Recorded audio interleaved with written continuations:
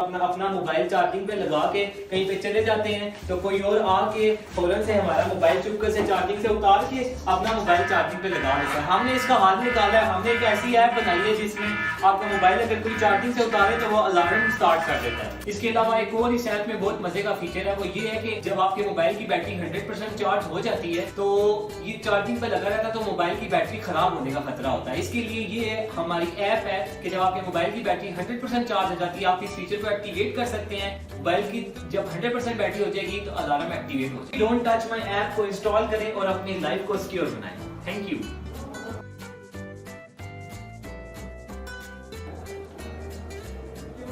अक्सर ऐसा होता है कि हम अपना मोबाइल जब लगा के कहीं पे चार्जिंग पे लगा के वापस लगा के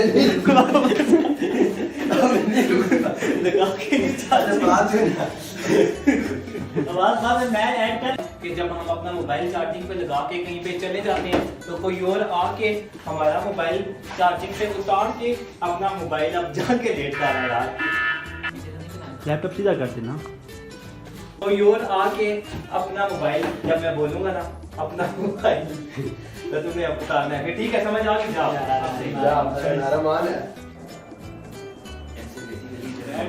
ये मोबाइल है, ठीक है, तुम्हें ये पकड़ के ना ये चल इसको तुम्हें चार्जिंग पे लगाना है। खड़ा हो गए तो कहीं पे जा रहा है, जब मैं चला जाता है तुम्हें